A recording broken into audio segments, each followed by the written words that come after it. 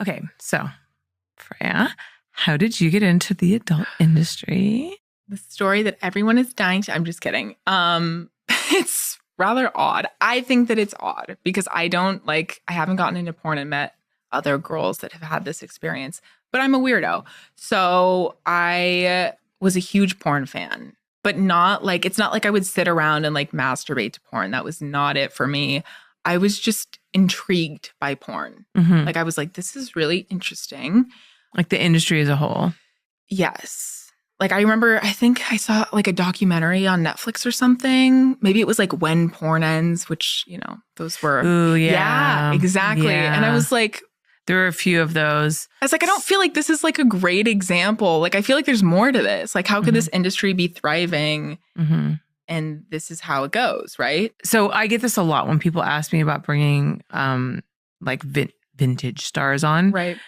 If they've moved on with their life in a successful way in which they've got another career that's not involved with adult or whatever, maybe their family or something, they generally don't want to come back and relive their porn career. Yeah. Because it doesn't do them any good. Right. Like financially, right? Because they don't have anything to promote or sell. Yeah. If you've made that successful transition out, you don't want to like out yourself. Yeah. Because there's a lot of stigma that follows it. Right. I mean, everybody knows that. So much stigma. So if you've managed to like move to the Midwest and start a family and you're like a soccer mom now and you're, living, why would you go on a porn podcast? Yeah, exactly. And be like, hi, I used to be this porn star. Like, they don't want that. Right. And so that's why you often can't get interviews with people who left the adult industry unless they're like still in it in some way, shape or form. Yeah. Or like they have some sob story that like they want to sell or something like that. And Hollywood loves that. Yes. They eat that up. Yes. They're like, oh, this industry hurt you. We love women to regret the choices that they've made. Tell us all about it. Yes. So I remember seeing that. And then I think I saw like Janine. I think Janine did one of those. She did. And I was like, who the hell is Janine? And I was like, I think I had 17 turning 18. I just turned 18 and I was like, who the fuck is this person? So I like fell down a deep dive. And that's when like I was like, forget the porn that people are making today. Like, what is this porn that they were making in the 90s? Like, what is this? And so I just like became obsessed basically with like learning about everyone that was, and honestly, the industry was so small back then. It was small. Like now it's so saturated. But back then it was like you could count the directors on your hands. Like it was just, so I just fell down like this hole of porn. And I was like, man, this is like really crazy. I think I want to like participate in this some way, but I didn't know how. And I had a desk job out of high school and I was like, oh, we all have dreams. I'll just be here on my computer. So. But it wasn't. It wasn't. It wasn't meant to be that way. No, clearly not. COVID. COVID. COVID will do it. COVID was the gateway drug to porn. I got to tell you, like, so many people got into porn because of COVID. We thought the world was ending. Yeah. Some people were like, and OnlyFans was blowing up. People were making lots of money. Exactly. And everyone was like, fuck it, I don't care. I'm like stuck in my house by myself. Yeah. And I can't pay my rent. Literally. And like the government doesn't care. They don't care at all. Yeah. So that's kind of what happened to me. Because at that point, I went to AVN in 2020. And I was like, okay, I brought my friend Paige. And I was like, girl. We met there, right? Yeah, we did. Yes, I was doing interviews at the Adult Time booth. Yes. Yes. So I had been listening to the podcast, actually. I was like, I've got to learn everything I can. And then I flew Paige out with me for the weekend, and we went to the expo, and I like dressed up. I was like, I have to have my little outfit on. Like I have to look all cute because I'm going to meet all these people. And I just wanted to get a feel. I was like, Paige, this is going to dictate the rest of like my life. Like if I go and I meet people and I like them and it's chill, great. If I go and I'm like, that was fucking crazy, never again, back to the desk job. So I went and I loved it. I actually met Jenna Fox. She like brought me to a bunch of parties that I was not old enough to get into. And I was just Jenna. Like having the time of my life. Yeah. And then I got on a plane and I went back to my sad desk job. And I was like, wow, this sucks. Like it was like a withdrawal. And I was like, okay. So that was in January. And then obviously COVID hit. Yeah. And I was just like, I have to pay my bills. Because my job at the time entailed me sitting at a desk and interviewing people face to face from 9 to 5 days a week. And I was like, I don't even want to be in an office. Like, I don't want to leave my house. And so I remember walking in one day with all my stuff and being like, sorry, like, I don't know what's going on out there. And I have to quit. And I remember my boss being like, you're not going to find another job that pays more than what you're making now. Surprise. Little surprise. April.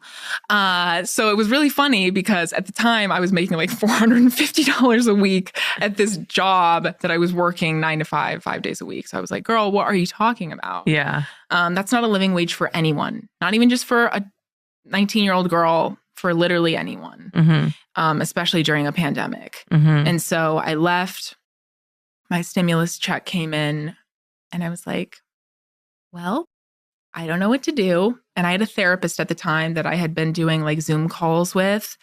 And she calls me up like a month into COVID, and she's like, I'm quitting my job. I just want to let you know, I want to be completely like truthful with you. I've been doing MFC for like fuck off. Oh my God. I was going to say like, I was going to joke that she was going to tell you that she was joining OnlyFans, but it was not a joke. No, it's not a joke at all. MFC is My Free Cams, which is like the biggest camming platform in the world, by the way, just for those who don't know. You guessed it. I love it. So she calls me and she's like, I've been camming for 6 months now. I have more money in the bank than I've ever had. And this is a therapist. They're supposed to make like good money. Yeah. And I was like, girl, well, I just quit my job. So like, what do you mean MFC? Like, do you want to do a collab? Just wait. So wait, really? Just wait.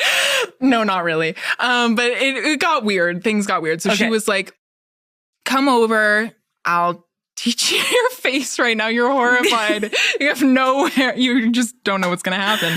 So I go over to her house. She's like, you need this, you need that, you need this camera, you need this laptop, you need these toys. And I'm like, okay, like whatever. She shows me, she helps me set up my account. Wow. And next thing I knew, a week later, I was on MFC. And I think in my first week, I made like almost $2,000.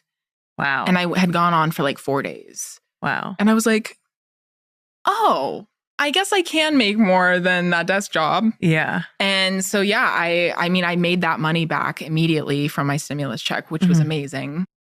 And then I could pay my bills. Because at the time, my mom had moved to Denver and I was living alone in the apartment. She was still paying for it, but she's like, girl, when that lease is up, like, you got to get out. So I was like, okay.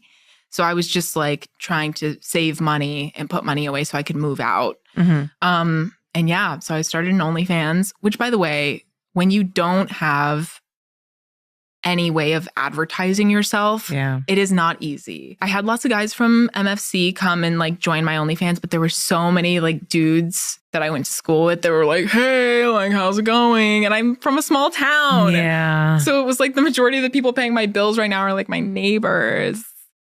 Weird. So, you know where their stimulus check was going. That's right into mine, I guess. Yeah. So, yeah, that's what happened. And I moved in with a friend, and next thing you know. Damn. Yeah. That was a real breakthrough session that you had with your therapist, huh? I guess so. Really life-changing, really changed the direction of everything for me. Wow.